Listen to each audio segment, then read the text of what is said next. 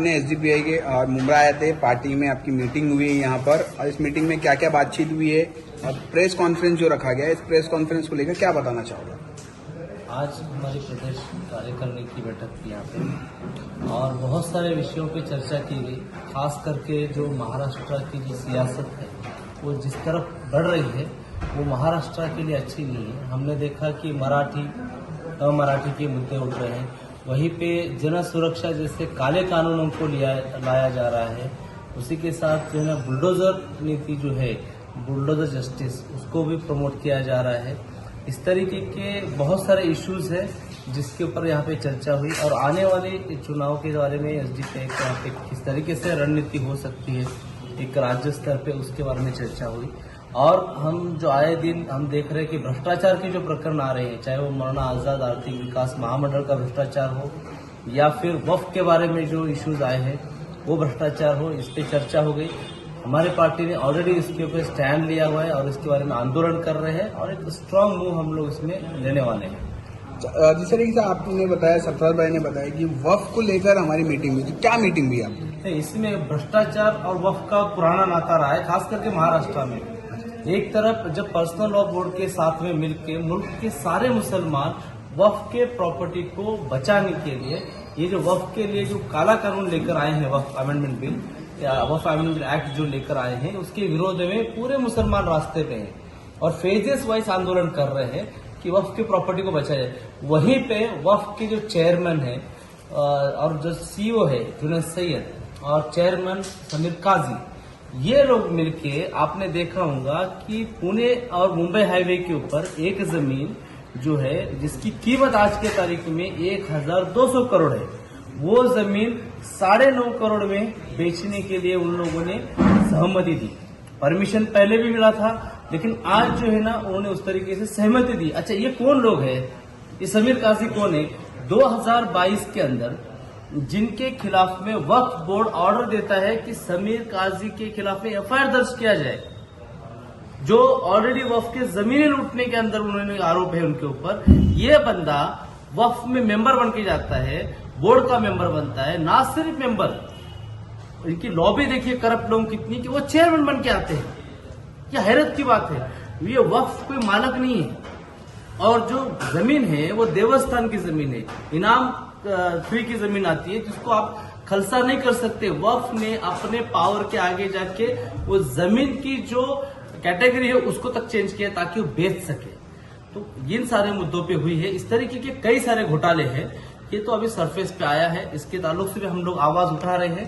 At the same time Maulana Azad के अंदर जो कई सारे घोटाले हुए हैं उसमें भी आवाज हम उठाने के चल रहा है। सरफराज भाई ने इस तरीके से बताया कि मुंबई में जो लाउड स्पीकर निकाला जा रहा है, उतारा जा रहा है, तो उसको लेकर आप कोई नया कदम उठाने वाले कुछ मामले बता रहे थे, तो क्या मामला है वो? नहीं, देखिए, लाउड स्पीकर का ऑर्डर इसके पहले सुप्रीम कोर्ट का आया हुआ था, हाई कोर्ट का ऑर्डर आया, उसमें पालन करने में मुस्लिम समाज को कोई डिफिकल्टीज नहीं थी, कोई दिक्कत का मामला नहीं था। लेकिन आने वाले कारपोरेशन इलेक्शन में भाजपा हो या और पार्टी जो है जो ध्रुवीकरण चाहती है, जातिवादी पार्टी, उनको इस मुद्दे को लेके बस ड्रामेटाइज करके इसको मुसलमानों को परेशान करना था ताकि आने वाले इसके अंदर वो बता सके कि किस तरीके से हमने मुसलमानों को सबक सिखाया, राज ठाकरे नहीं कर पाया या कोई और नहीं कर पाया, हम भाजपा ने किया।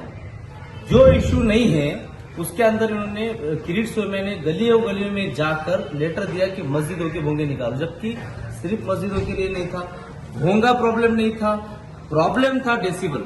और मुस्लिम समाज के लोग, मस्जिद वाले हमेशा बोलते हैं कि जो हाईकोर्ट का ऑर्डर है उसके रिलेटेड जो है हम लोग पालन करने तैयार है। लेकिन उन्होंने बोला कि भोंगा निकालो। भोंगा क्यों निकाले भाई? वही भोंगा में अगर डेसिबल में आवाज आ रहा है तो हमने पुलिस को भी कम्युनिकेट किया था, भोंगा क्यों निकालना है? जब डेसिबल मेंटेन होने तो भोंगा से क्या? नहीं, आपको निकालना पड़ेगा। मतलब ये है कि मुसलमानों ने अपने मस्जिदों पर से भोंगा सिर्फ किरीट सोमैया को सेटिस्फाई करने के लिए निकालना, और ये निकालने लगाने वाले पुलिस थे। तो ये जो पुलिस अपने दायरा क्रॉस करके अपनी संवैधानिक ड्यूटी छोड़ के जो भाजपा के खाता या भाजपा की शाखा बन के जो काम कर रहे हैं ना डिपार्टमेंट, वो गलत है। इस ताल्लुक से हम लोग चर्चा हुए और उस पर आगे भी जो पॉसिबल है वो कार्रवाई करेंगे। ये जो आपने भोंगे की बात कही है, इसको लेकर आप और आपकी पार्टी किस तरह से न्यायालय और कोर्ट में जाकर इसके ऊपर मांग उठाएंगे और सवाल खड़ा करेंगे? देखिए, इसमें न्यायालय में जाने की जरूरत ही नहीं है। ऑर्डर है वो होना चाहिए। प्रॉब्लम यहाँ है कि पुलिस ये बोलती है कि डेसिबल हम छोड़ो, हम बोलते हैं वो भोंगा निकालो। भोंगा निकालो डिमांड किसकी है? किरीट सोमैया के।